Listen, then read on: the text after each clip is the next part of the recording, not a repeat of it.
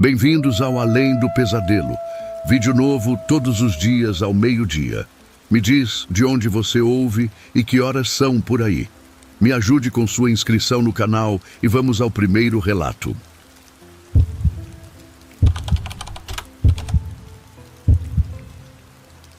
Eu ainda consigo ouvir o primeiro segundo do vídeo antes mesmo de apertar play.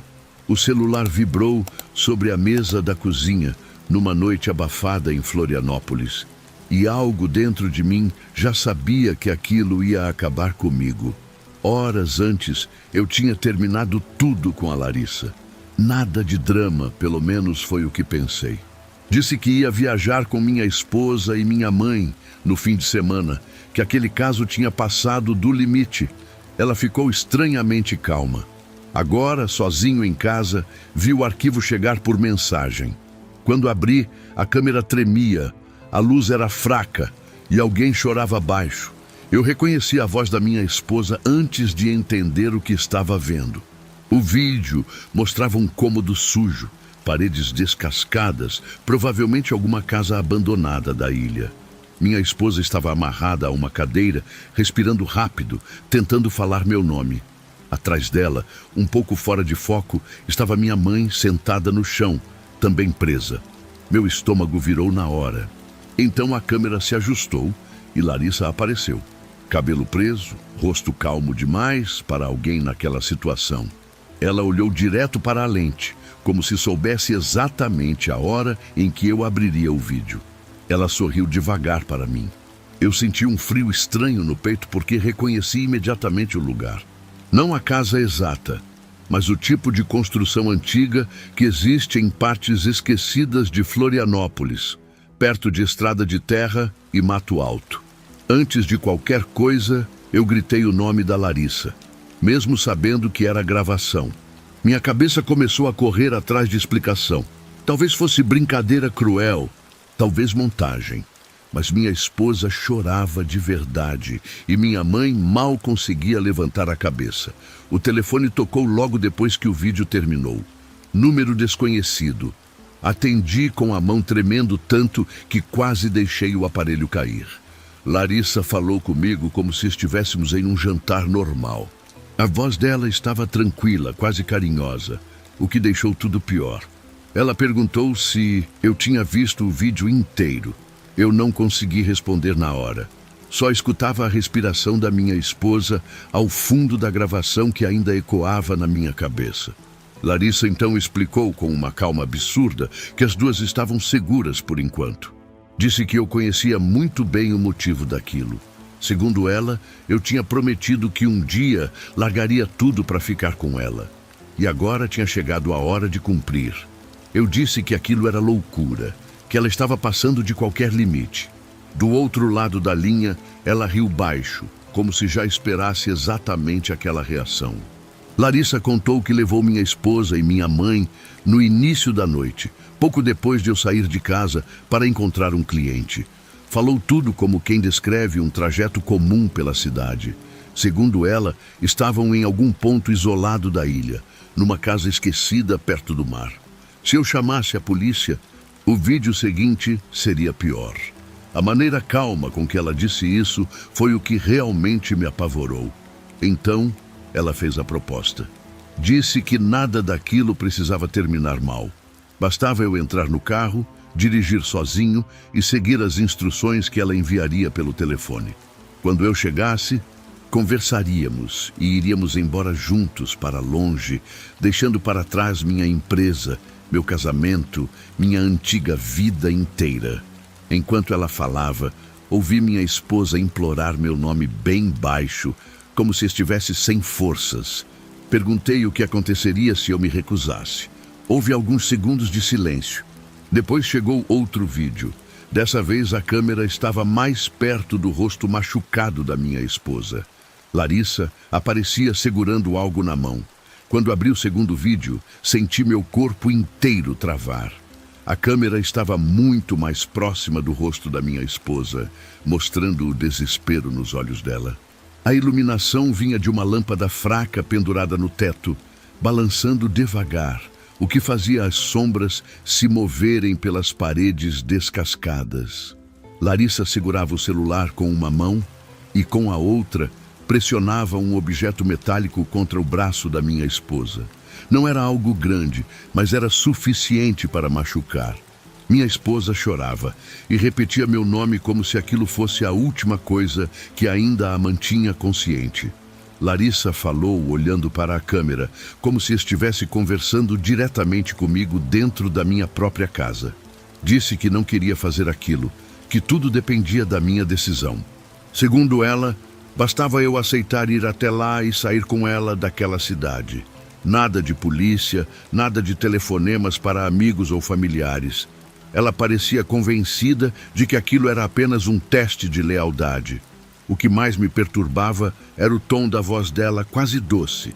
Enquanto falava, minha mãe permanecia ao fundo, imóvel, com o rosto pálido e os olhos cheios de medo. Eu tentei ligar de volta imediatamente, mas ela não atendeu.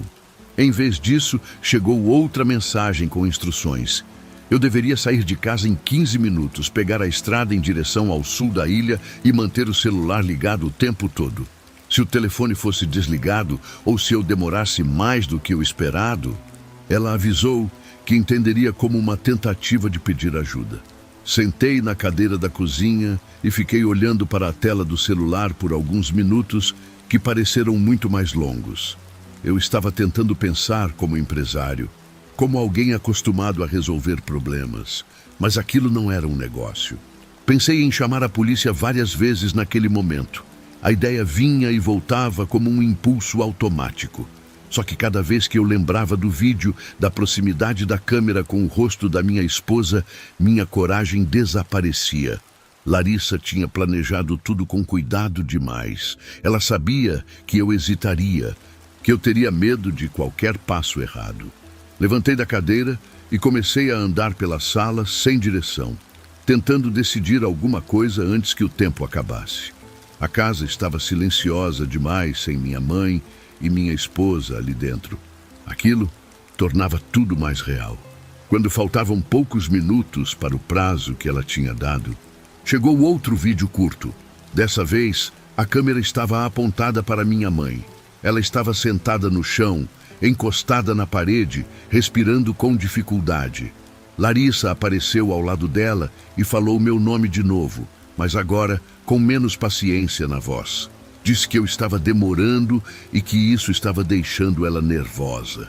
Então virou a câmera de volta para minha esposa, que parecia cada vez mais fraca. O recado era claro. O tempo estava passando e eu era o único responsável pelo que aconteceria ali. Peguei as chaves do carro sem perceber direito o momento exato em que tomei a decisão. Meu coração batia tão forte que parecia ecoar pela casa. Antes de sair, olhei para a foto da minha família na estante da sala, tirada em uma viagem de anos atrás. Pensei em tudo que poderia perder naquela noite. Quando entrei no carro, o celular vibrou novamente com uma localização enviada por Larissa.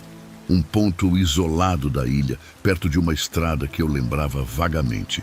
Liguei o motor com as mãos suadas e comecei a dirigir, sabendo que estava indo direto para o lugar onde ela esperava por mim. A estrada para o sul da ilha estava quase deserta naquela hora da noite. Enquanto eu dirigia, a cidade ia ficando para trás e as luzes diminuíam aos poucos. O barulho do motor parecia alto demais dentro do carro, como se estivesse denunciando cada quilômetro que eu avançava. O celular continuava no banco do passageiro, com a tela acesa, mostrando o ponto no mapa que Larissa tinha enviado. Eu conhecia aquela região apenas de passagem, uma área com casas antigas, terrenos vazios e alguns acessos estreitos que levavam até o mar. Cada curva da estrada fazia meu estômago apertar mais. Larissa começou a enviar mensagens curtas enquanto eu dirigia. Nada de explicações longas, apenas instruções diretas. Mandou eu desligar os faróis quando entrasse na estrada de terra que apareceria depois de um posto abandonado. Disse também para não sair do carro até receber outro aviso. Aquilo tudo parecia planejado com antecedência. Eu comecei a perceber que ela provavelmente tinha escolhido aquele lugar porque quase ninguém passava por ali à noite. Quando finalmente encontrei o posto antigo que ela mencionou, reduzi a velocidade e virei na estrada estreita ao lado, sentindo o carro sacudir no terreno irregular. A escuridão naquela parte da ilha era diferente da cidade. Não havia quase nenhuma luz, além da lua escondida atrás das nuvens. Dirigi devagar pela estrada de terra até avistar uma casa velha no meio do mato. Era uma construção baixa, com telhado parcialmente quebrado e janelas escuras. Parecia abandonada havia muitos anos. Estacionei a alguns metros dali, exatamente como Larissa tinha mandado. Meu celular vibrou de novo. Ela pediu que eu saísse do carro e caminhasse até a porta, sozinho, sem tentar olhar pelas janelas. Disse que estava me observando o tempo todo. Quando abri a porta do carro, o ar salgado do mar chegou forte. Eu conseguia ouvir o som das ondas batendo em algum ponto não muito distante dali. O mato alto ao redor da casa se movia com o vento, fazendo barulhos secos que pareciam passos. Caminhei lentamente até a porta de madeira da casa abandonada, tentando controlar a respiração. Cada passo parecia pesado demais. Quando cheguei perto, percebi que a porta estava apenas encostada. Antes que eu tocasse nela, meu celular tocou. Era Larissa novamente. Ela queria ter certeza de que eu realmente tinha vindo sozinho. Atendi e disse que estava exatamente onde ela mandou. Por alguns segundos, ela não respondeu. Eu só ouvia o som do vento entrando pelo telefone. Então Larissa pediu que eu abrisse a porta e entrasse devagar, mantendo o celular no ouvido. Empurrei a madeira velha e o cheiro de umidade tomou conta do ar imediatamente. O interior da casa era ainda pior do que parecia do lado de fora. O chão estava sujo, havia móveis quebrados, espalhados, e a única iluminação vinha de uma lâmpada fraca no fundo do corredor. Foi quando ouvi minha esposa chorando de novo. Larissa apareceu no fim do corredor, segurando o celular que transmitia a ligação. Quando nossos olhos se encontraram, percebi que ela parecia estranhamente tranquila, como se aquela noite fosse algo que ela aguardava há muito tempo. Minha esposa estava amarrada na mesma cadeira que eu tinha visto nos vídeos, e minha mãe continuava sentada no chão ao lado. As duas estavam machucadas e exaustas. Larissa caminhou alguns passos na minha direção, segurando o telefone perto do rosto. Ela perguntou, quase sussurrando, se eu finalmente tinha entendido que não havia mais volta para mim naquela vida antiga. Eu parei no meio do corredor, sem saber se avançava ou recuava. A lâmpada fraca fazia sombras longas nas paredes, e o rosto da Larissa parecia diferente do que eu lembrava. Não era apenas raiva ou ciúme. Havia algo mais pesado ali, uma convicção estranha de que tudo aquilo fazia sentido. Minha esposa me olhava com um desespero silencioso, como se tivesse medo de qualquer palavra que eu dissesse. Minha mãe estava imóvel no chão, respirando com dificuldade. Larissa então apontou para a porta atrás dela e disse que havia um carro escondido nos fundos da casa. Segundo ela, aquela seria nossa saída. Ela explicou o plano como se estivesse descrevendo uma viagem comum. Disse que assim que eu concordasse, ela soltaria as duas e as deixaria ali mesmo. Alguém eventualmente encontraria aquela casa ou elas conseguiriam ajuda pela estrada. Depois disso, nós dois desapareceríamos antes do amanhecer. Enquanto falava, ela caminhava devagar ao redor da cadeira onde minha esposa estava presa. Cada movimento parecia calculado para me pressionar. Eu percebi naquele instante que Larissa realmente acreditava que eu escolheria ela. Na cabeça dela, aquilo não era um sequestro. Era apenas o momento em que eu provaria que nosso caso significava algo. Eu olhei para minha esposa e percebi algo que não tinha notado antes. Ela estava mexendo lentamente uma das mãos amarradas atrás da cadeira. Demorei alguns segundos para entender que a corda parecia um pouco frouxa. Talvez por descuido, talvez porque Larissa estivesse ocupada demais comigo. Aquilo acendeu uma pequena esperança no meio do pânico. Continuei falando com Larissa, fingindo que estava considerando a proposta. Perguntei para onde iríamos, como viveríamos, quanto dinheiro ela tinha pensado em levar. Enquanto isso, minha esposa continuava tentando soltar o nó com movimentos quase imperceptíveis. Larissa começou a se aproximar mais de mim, talvez acreditando que eu estava cedendo. Ela falava sobre cidades longe dali, lugares onde ninguém nos conhecia. Dizia que eu poderia abrir outro negócio, recomeçar a vida. Quanto mais ela falava, mais parecia mergulhada na própria fantasia. Foi nesse momento que ouvi o som fraco de algo caindo atrás dela.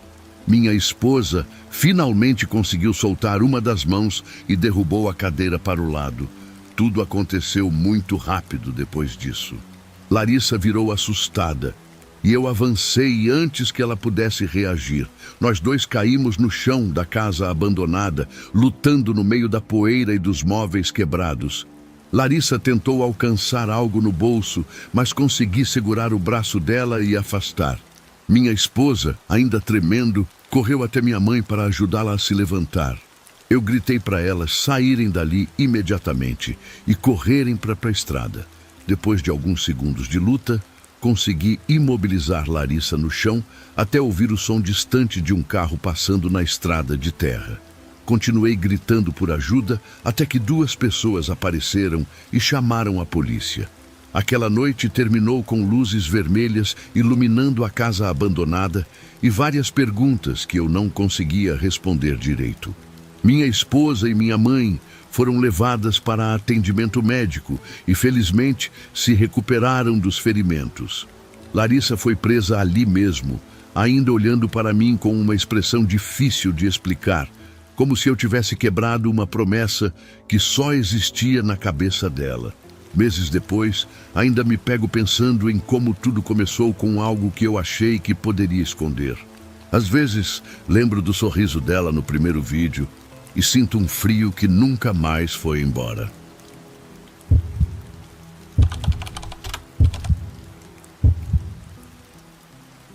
Eu ainda sinto o gosto de terra na boca quando lembro daquela noite no curral da fazenda da família da minha esposa. Eu estava amarrado pelos pulsos em uma viga de madeira áspera e o cheiro forte de esterco misturado com sangue fazia minha cabeça girar. Mirella estava a alguns metros de mim, também presa, chorando baixo como se tivesse perdido o ar. Eu nunca imaginei que nossa história escondida no escritório terminaria ali, no escuro do interior, com passos pesados se aproximando e a voz fria da minha esposa dizendo que aquela noite seria de confissão completa para nós dois, ali mesmo no curral velho. Na tarde daquele dia, eu ainda estava no escritório revisando contratos, quando Mirella entrou na minha sala e fechou a porta devagar. Ela parecia nervosa demais para alguém que costumava rir de tudo. Disse que tinha visto minha esposa parada dentro do carro na frente do prédio por muito tempo. Naquele momento eu tentei fingir calma. Falei que devia ser coincidência. Mas a verdade é que meu estômago já estava embrulhado desde cedo. Como se alguma coisa errada estivesse esperando por mim em algum lugar da cidade. Quando saímos do prédio mais tarde, 2 homens desconhecidos já estavam encostados numa caminhonete escura nos observando. Eu mal tive tempo de perguntar o que eles queriam, porque tudo aconteceu rápido demais. Um deles me segurou pelo pescoço por trás, enquanto o outro empurrou Mirella contra a lateral da caminhonete. Lembro do barulho seco da porta abrindo e do cheiro de gasolina e poeira dentro do veículo. Tentamos gritar, mas um pano grosso foi enfiado na minha boca e outro no rosto dela. Amarraram nossos braços com corda áspera e jogaram nós dois na parte de trás. A última coisa que vi da cidade foram as luzes do escritório ficando pequenas no vidro sujo enquanto o motor rugia na estrada. A viagem pareceu longa e silenciosa demais. Eu só ouvia o motor velho da caminhonete e o choro abafado de Mirella ao meu lado. Em algum momento, o veículo saiu do asfalto e começou a sacudir em uma estrada de terra. Pelo cheiro de mato úmido e pelo vento mais frio entrando pela carroceria, percebi que estávamos longe da cidade. quando finalmente pararam, fui puxado para fora com tanta força que caí de joelhos no chão duro. Levantei os olhos e reconheci a cerca branca antiga da fazenda que pertencia à família da minha esposa havia gerações. Ela estava de pé perto do curral. Quando vi o rosto dela, entendi que aquilo não era só raiva de momento. Minha esposa estava estranhamente calma, usando uma lanterna pequena que iluminava nossos rostos como se estivesse interrogando criminosos.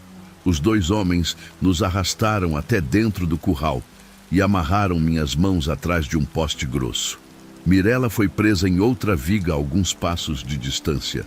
Eu tentei falar, explicar qualquer coisa, mas um soco forte no estômago tirou todo o ar do meu peito. Minha esposa apenas observava em silêncio enquanto os homens começavam a fazer perguntas sobre quanto tempo durava nosso caso escondido dentro do escritório. No começo, eu ainda acreditava que aquilo era uma espécie de ameaça para nos assustar. Pensei que depois de alguns gritos e humilhações, ela mandaria soltar a gente, mas logo percebi que estava enganado. Os homens começaram a bater sem pressa, como se tivessem a noite inteira para aquilo. Cada pergunta vinha seguida de um golpe seco nas costelas ou nas pernas. Minha esposa caminhava devagar pelo curral de terra batida, pedindo detalhes que eu nunca imaginei dizer em voz alta. Mirella chorava e repetia que a culpa era minha, enquanto eu sentia a vergonha misturada com dor e o medo crescendo ali. A dor começou a virar um tipo estranho de cansaço depois de um tempo. Eu não conseguia mais distinguir direito quanto tempo tinha passado dentro daquele curral. A única luz vinha da lanterna que minha esposa segurava, movendo o feixe lentamente entre mim e Mirella como se estivesse avaliando alguma coisa. O resto era só escuridão e o cheiro pesado de madeira velha e terra úmida. Cada vez que eu tentava levantar a cabeça, um dos homens mandava eu olhar para ela. Minha esposa dizia que queria ouvir tudo desde o começo, cada detalhe, cada mentira que eu contei durante aqueles meses. Ela perguntou quando tinha começado. Eu tentei ficar em silêncio, mas um chute forte na minha perna me fez perder o equilíbrio contra a madeira. Acabei dizendo que tinha sido alguns meses antes, depois de uma reunião no escritório que terminou tarde. Mirella chorava e repetia que aquilo tinha sido um erro. Minha esposa não parecia surpresa, o que era pior. Ela dizia que já desconfiava fazia tempo, que tinha observado nossos horários, nossas conversas baixas no corredor, até os olhares rápidos que achávamos que ninguém via. Ouvir aquilo me deu uma sensação estranha de vergonha, como se tudo tivesse sido muito mais óbvio. Os homens continuavam ali como sombras pesadas, esperando apenas um gesto dela para agir. Sempre que alguma resposta demorava ou parecia incompleta, vinha mais um golpe seco nas minhas costas ou nas minhas pernas. Eu comecei a falar mais rápido, tentando evitar que Mirella sofresse também, mas às vezes ela acabava sendo atingida mesmo assim. O som dela chorando no curral era pior que qualquer dor física. Aquela noite estava virando um interrogatório estranho, como se minha esposa estivesse tentando reconstruir cada momento do relacionamento que mantivemos escondido dentro das paredes do escritório. Em algum momento, ela mandou um dos homens trazer 2 cadeiras velhas que estavam encostadas no galpão ao lado. Ela se sentou com calma na frente da gente, cruzando os braços como se estivesse assistindo a uma audiência. A lanterna ficou apoiada em um pedaço de madeira, iluminando nossos rostos inchados e sujos de terra. Minha esposa pediu que eu descrevesse o primeiro dia em que toquei em Mirella. Eu senti uma mistura de vergonha e desespero, porque sabia que qualquer hesitação significaria mais dor. Então comecei a contar, com a voz falhando e a garganta seca. Enquanto eu falava, percebi que o silêncio da fazenda era pesado demais. Não havia barulho de carros, nem de cidade, só o vento passando pelas cercas e o ranger ocasional da madeira do curral. Aquilo fazia cada palavra parecer ainda mais humilhante. Mirella mantinha os olhos fechados a maior parte do tempo, como se tentasse desaparecer dali. Minha esposa não demonstrava emoção nenhuma, apenas fazia perguntas curtas e diretas. Àquela altura, eu já entendia que ela não queria apenas confirmar a traição. Ela queria ouvir tudo da nossa própria boca. O pior momento foi quando ela pediu que descrevêssemos um encontro específico que tivemos depois de um evento do escritório. Mirella começou a tremer tanto que mal conseguia falar. Um dos homens se aproximou dela e bateu com força na viga ao lado de sua cabeça, fazendo a madeira vibrar. Ela acabou contando entre soluços, enquanto eu sentia uma vergonha tão grande que preferia estar em qualquer outro lugar. Minha esposa ouviu tudo em silêncio absoluto. Quando Mirella terminou, minha esposa se levantou devagar da cadeira e caminhou alguns passos pelo curral, como se estivesse pensando no que fazer em seguida. Quando minha esposa voltou a ficar na nossa frente, a expressão dela tinha mudado um pouco. Não era mais apenas aquela calma fria do começo. Parecia mais uma mistura estranha de cansaço e decepção profunda. Ela ficou alguns segundos olhando primeiro para mim e depois para Mirella, como se estivesse avaliando duas pessoas que nunca tinha visto antes. O vento da madrugada começou a passar pelas frestas do curral, trazendo um frio que atravessava a camisa rasgada nas minhas costas. Eu estava tremendo, mas não sabia se era pelo frio, pela dor ou pelo medo do que ainda podia acontecer ali naquela fazenda isolada. Ela começou a fazer perguntas diferentes. Não eram mais apenas sobre encontros ou mentiras. Ela queria saber se algum de nós dois realmente acreditava que aquilo poderia virar outra vida. Perguntou se eu planejava deixar o casamento ou se Mirella achava que algum dia aquilo sairia do segredo do escritório. As perguntas eram ditas em tom baixo, quase cansado. Eu respondi que nunca tinha pensado direito nas consequências, o que era a verdade mais amarga que já falei na vida. Mirella disse que sempre soube que aquilo não terminaria bem. O silêncio depois dessas respostas foi mais pesado que qualquer golpe anterior. Um dos homens perguntou se ela queria que continuassem. Minha esposa ficou olhando para o chão de terra do curral por alguns segundos antes de responder. Aquela pausa fez meu coração disparar, porque eu não sabia se ela estava decidindo até onde aquilo iria. Eu já mal conseguia ficar em pé, minhas pernas estavam fracas e a corda machucava meus pulsos. Mirella estava pior, com a cabeça caída e o rosto cheio de lágrimas e poeira. Pela primeira vez, desde que chegamos ali, senti que minha esposa também parecia perdida dentro daquela situação que ela mesma tinha criado. Ela caminhou até a cerca do curral e ficou olhando para o escuro da fazenda. De onde eu estava, dava para ver apenas o contorno das árvores e um pedaço do céu sem nuvens.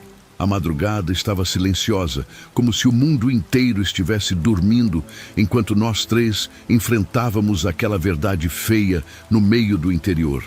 Depois de um tempo que pareceu longo demais, ela voltou e parou bem na minha frente. Disse que tinha passado semanas imaginando esse momento, planejando o que faria quando tivesse certeza da traição. Ela falou que achava que sentiria algum tipo de alívio vendo a gente ali, ouvindo as confissões, mas que a sensação era outra. Segundo ela, parecia apenas que tudo tinha ficado mais vazio. Aquilo me atingiu de um jeito estranho, porque percebi que o casamento inteiro provavelmente já estava destruído muito antes daquela noite. Mirella levantou a cabeça devagar e pediu desculpa, quase sussurrando. Minha esposa não respondeu nada para ela. Apenas fez um gesto para os homens se aproximarem novamente. Quando eles chegaram perto, pensei que os golpes iam continuar. Em vez disso, ela disse algo que eu não esperava ouvir naquele momento. Mandou que eles soltassem as cordas. Os dois homens olharam para ela como se quisessem confirmar que tinham entendido direito. Ela repetiu com a mesma voz firme. Enquanto eles começavam a desamarrar nossos pulsos, Senti a circulação voltando nas mãos com uma dor ardida. Eu ainda não sabia se aquilo significava que a noite estava acabando ou se algo pior ainda estava para acontecer naquele lugar isolado. Quando as cordas finalmente caíram no chão do curral, eu quase não consegui mover os braços. A dor voltou de uma vez, como milhares de agulhas atravessando meus pulsos. Um dos homens me segurou pelo ombro para que eu não caísse. Mirella também estava sendo ajudada a ficar de pé, tremendo tanto que parecia que as pernas não iam sustentar o corpo. Minha esposa observava tudo em silêncio, parada perto da cerca. O rosto dela estava pálido na luz fraca da lanterna. Por alguns segundos ninguém falou nada. Só dava para ouvir nossa respiração pesada e o rangido lento da madeira antiga do curral. Eu tentei falar com ela, mas minha voz saiu fraca e rouca. Disse que aquilo tinha ido longe demais e que a gente precisava ir embora dali. Ela me olhou de um jeito estranho, como se estivesse vendo alguém que não reconhecia mais. Depois respondeu que aquilo já tinha ido longe demais, muito antes daquela noite. As palavras dela ficaram ecoando na minha cabeça enquanto eu tentava me equilibrar. Mirella estava encostada na viga, onde tinha ficado presa, limpando o rosto com a manga da camisa. O silêncio entre nós três parecia ainda mais pesado, agora que ninguém estava sendo forçado a falar. Minha esposa caminhou até a porteira do curral e abriu devagar, deixando a passagem livre para fora. Disse que os dois homens iam levar a gente de volta até a cidade e que depois daquela madrugada, cada um seguiria seu próprio caminho. Ela falou aquilo sem levantar a voz, como se estivesse resolvendo algo burocrático. Mas havia um cansaço enorme nas palavras. Eu tentei perguntar o que aconteceria com o nosso casamento, mas ela apenas balançou a cabeça, deixando claro que aquela pergunta já não fazia mais sentido naquele momento. Os homens nos levaram até a caminhonete novamente. A madrugada estava começando a clarear no horizonte, com uma faixa pálida aparecendo atrás das árvores da fazenda. Eu olhei uma última vez para o curral onde tudo tinha acontecido. A lanterna ainda iluminava a madeira manchada de terra e marcas de corda pendendo das vigas. Minha esposa permaneceu parada perto da cerca, pequena contra o campo aberto, observando em silêncio enquanto éramos colocados na parte de trás do veículo. Nenhum de nós dois teve coragem de dizer mais nada para ela. A viagem de volta foi completamente silenciosa. Mirella estava sentada no canto da carroceria, abraçando os próprios braços e olhando fixamente para o chão metálico. Eu tentava organizar os pensamentos, mas tudo parecia confuso demais. A cidade começou a aparecer no horizonte depois de um tempo, com os primeiros carros e padarias abrindo as portas. Quando a caminhonete finalmente parou perto do escritório, um dos homens apenas apontou para a calçada, indicando que devíamos descer. Eles não disseram uma única palavra durante todo o trajeto. Eu fiquei parado na rua vazia por alguns segundos, sentindo o corpo inteiro dolorido enquanto o sol começava a nascer sobre Ribeirão Preto. Mirella atravessou a calçada sem olhar para mim e desapareceu na esquina. A caminhonete já tinha ido embora. Eu sabia que em poucas horas teria que explicar marcas, ausências e um casamento que tinha acabado no meio de um curral velho durante a madrugada. Mas naquele momento só conseguia pensar em uma coisa simples e amarga. Algumas decisões erradas parecem pequenas quando começam, até o dia em que você percebe que elas já destruíram tudo. Se puder apoiar o canal, clica no Valeu Demais ou se torne membro. Sua ajuda faz toda a diferença no nosso trabalho. Agora vamos para a nossa última história.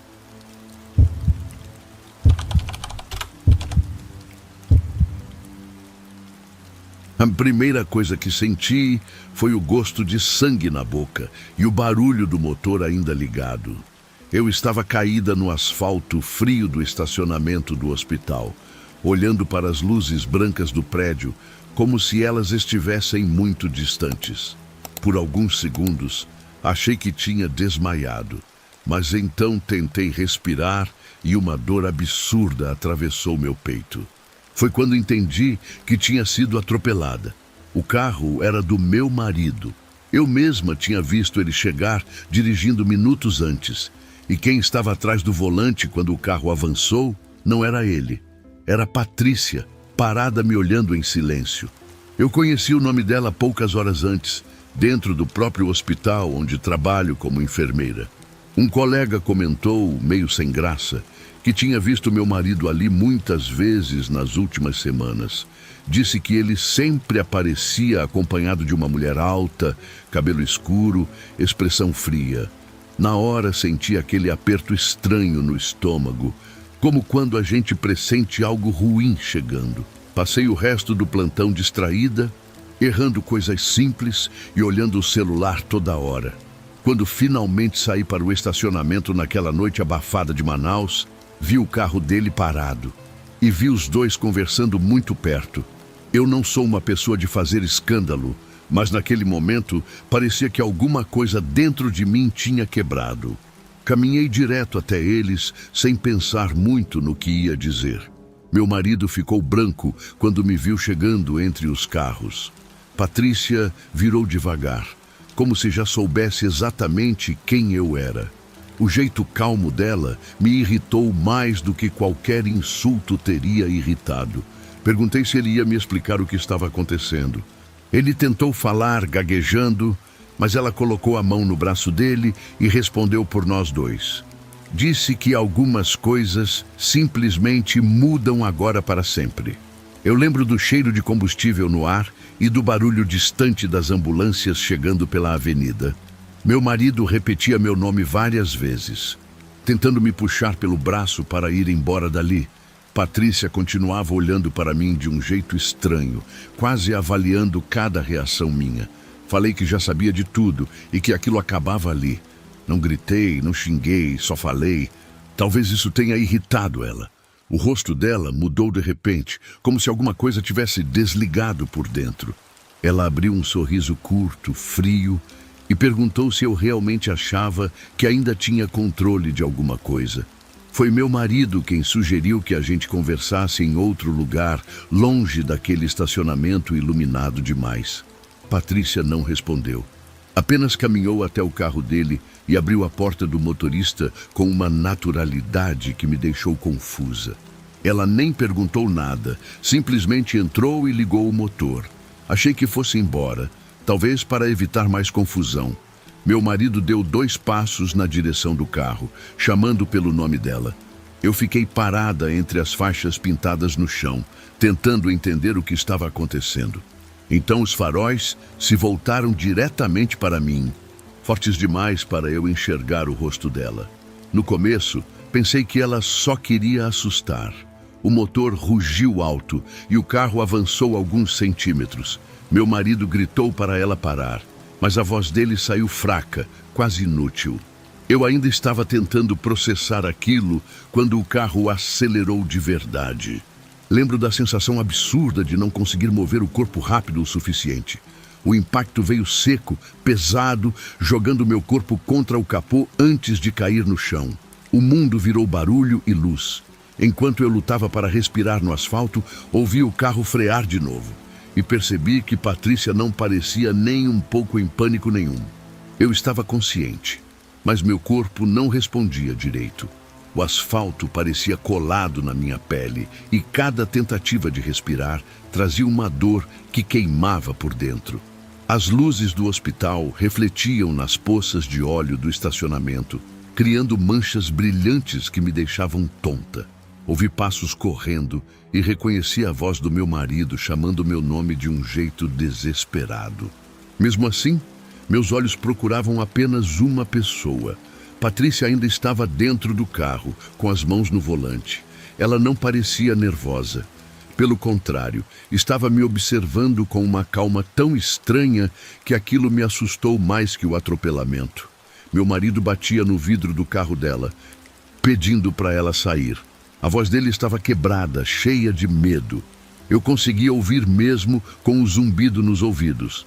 Patrícia abriu a porta lentamente e saiu. O salto do sapato dela fez um som seco no chão enquanto caminhava até onde eu estava caída. Algumas pessoas do hospital começaram a aparecer perto da entrada, atraídas pelo barulho. Eu tentei falar, pedir ajuda, mas minha garganta só produziu um som fraco. Ela parou ao meu lado e inclinou a cabeça, como se estivesse analisando um problema que precisava resolver com calma. Quando Patrícia falou, a voz dela saiu baixa e tranquila, como se estivesse conversando num corredor silencioso. Ela disse que aquilo não precisava ter acontecido daquele jeito. Disse que eu tinha aparecido na hora errada, atrapalhando uma vida que já estava decidida. Meu marido tentou puxar ela para longe, quase implorando para ela parar de falar. Eu nunca tinha visto ele daquele jeito, com os olhos arregalados e a respiração falhando. Foi então que percebi uma coisa assustadora. Patrícia não estava com raiva, não parecia nervosa. Ela parecia irritada apenas porque algo tinha complicado os planos dela. Alguns seguranças do hospital começaram a atravessar o estacionamento correndo na nossa direção. Eu vi as lanternas deles balançando na escuridão. Meu marido percebeu também e tentou convencer Patrícia a ir embora antes que aquilo piorasse. Por um momento pensei que ela fosse fugir. Ela olhou para os seguranças, depois para mim no chão e depois para o carro.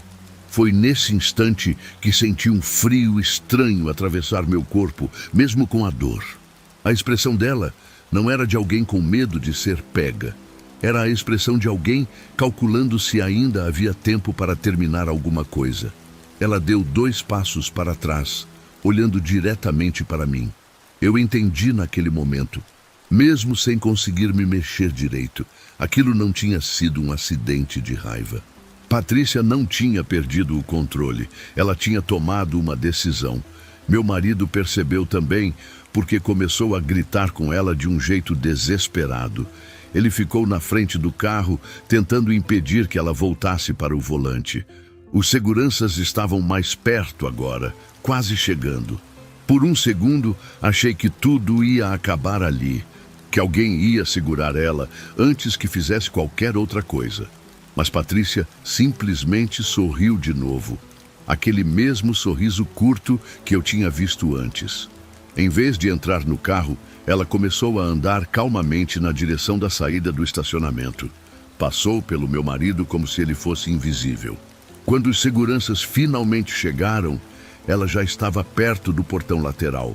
Um deles correu atrás dela, enquanto outro se ajoelhava ao meu lado para avaliar meus ferimentos. A última coisa que vi antes de fecharem meus olhos para me levar para dentro foi a silhueta dela se afastando na luz fraca do portão. Ela estava andando devagar demais para alguém que acabara de atropelar uma pessoa. Quando voltei a abrir os olhos, as luzes já não eram as do estacionamento. Eram as do centro cirúrgico, fortes demais, brancas demais. Eu reconhecia aquele lugar porque já tinha passado por ali muitas vezes acompanhando pacientes. Nunca imaginei que estaria naquela mesa. As vozes dos médicos vinham abafadas, como se eu estivesse debaixo d'água. Alguém dizia meu nome repetidas vezes, tentando manter minha consciência. A dor era tão intensa que parecia atravessar cada parte do corpo ao mesmo tempo. Antes de apagarem as luzes sobre mim para o procedimento, a última coisa que pensei foi que Patrícia tinha tentado me matar. Eu acordei horas depois, em um quarto silencioso, com máquinas ao meu redor emitindo sons regulares. Cada movimento pequeno fazia meu corpo inteiro reclamar. Um médico explicou que eu tinha tido várias fraturas e uma hemorragia interna séria, mas que tinham conseguido controlar tudo a tempo. Disse também que eu tinha tido sorte por estar literalmente dentro do estacionamento do hospital quando o atropelamento aconteceu. Enquanto ele falava, eu só pensava em uma coisa. Perguntei se tinham encontrado a mulher que estava dirigindo o carro. O médico hesitou antes de responder, como se não soubesse exatamente o que dizer. Quem entrou no quarto depois foi um policial. Ele parecia cansado, daqueles que já viram muitas coisas ruins no trabalho. Sentou perto da cama e começou a me fazer perguntas sobre o que aconteceu no estacionamento. Eu contei tudo do jeito que lembrava, desde o momento em que vi os dois até o instante em que o carro avançou. Quando mencionei o nome Patrícia, ele levantou os olhos devagar. Aquela reação me deixou inquieta. Perguntei se já sabiam quem ela era.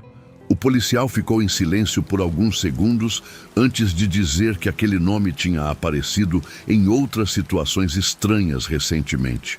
Ele explicou que Patrícia tinha se envolvido com 2 homens diferentes nos últimos anos em Manaus.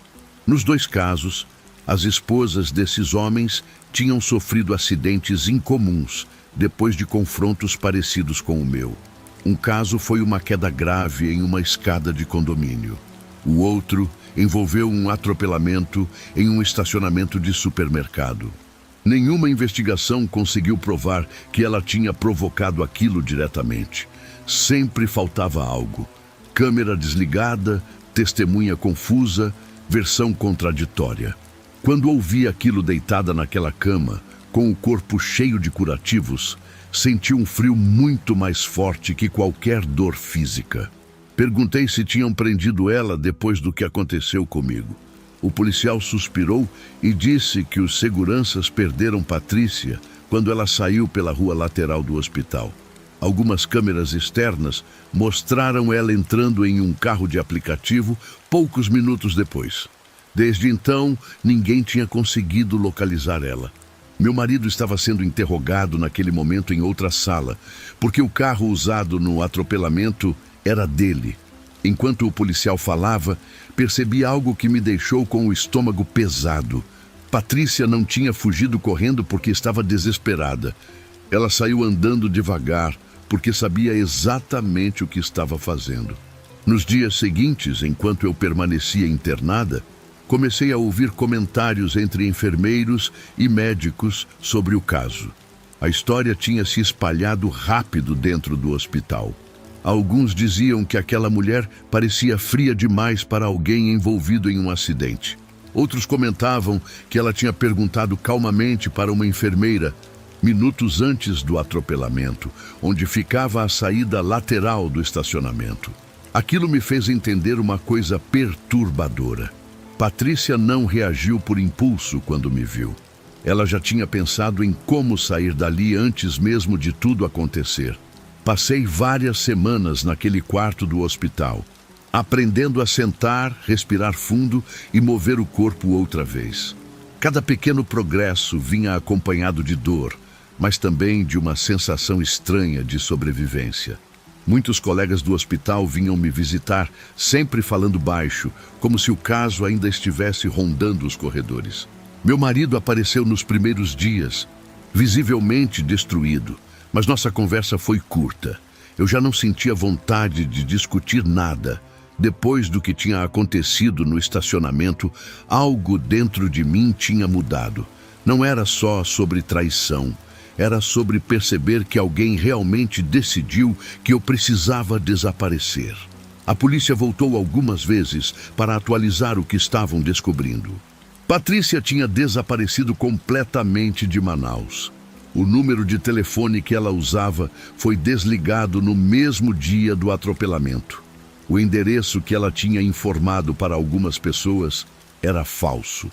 Até o nome podia não ser verdadeiro. Mesmo assim, os investigadores começaram a conectar detalhes entre os 3 casos parecidos. Em todos eles, a mulher envolvida se aproximou de um homem casado, manteve o relacionamento por meses e, quando a esposa descobriu, algo grave aconteceu pouco tempo depois.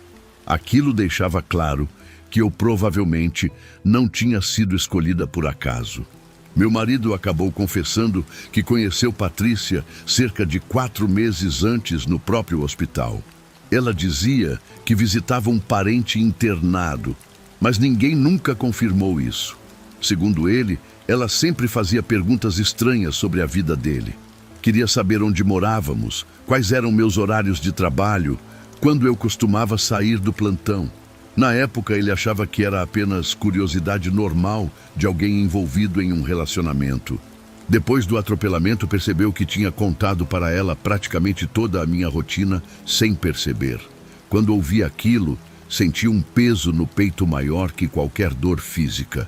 Quase 2 meses depois do acidente, finalmente tive alta.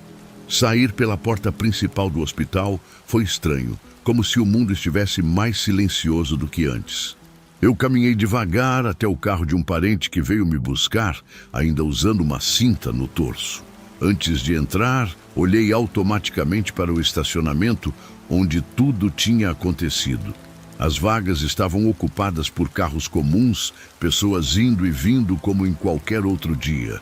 Nada ali parecia lembrar que, naquela mesma área, alguém tinha decidido que eu não deveria continuar vivendo. A investigação continuou por algum tempo, mas nunca encontraram Patrícia.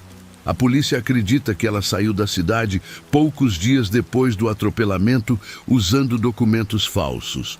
O caso acabou sendo tratado como tentativa de homicídio contra autor desconhecido. Hoje eu voltei a trabalhar, mas em outro hospital, em outro bairro de Manaus. Mudei também de casa e de rotina. Não foi apenas por medo, foi porque percebi que algumas pessoas entram na vida da gente sem qualquer intenção de construir algo. Algumas entram apenas para apagar quem já estava lá. Até hoje, às vezes lembro da última imagem que tive dela no estacionamento. Patrícia caminhando calmamente em direção ao portão lateral, enquanto eu lutava para respirar no chão. Não havia pressa nos passos dela, nem nervosismo no rosto. Apenas a certeza tranquila de alguém que acreditava ter resolvido um problema. Eu sobrevivi por pura coincidência, porque estava a poucos metros de um hospital cheio de médicos. E essa é a parte que ainda me arrepia quando penso naquela noite. Patrícia saiu andando devagar porque tinha certeza de que eu não sairia dali viva. Bem, amigos, esses foram os relatos de hoje. Espero de coração que tenham gostado. Lanço vídeos novos por aqui todos os dias e ficarei muito feliz em te ver nos próximos. Agora na tela estou deixando outros 2 bons vídeos que certamente irão gostar. Bons pesadelos.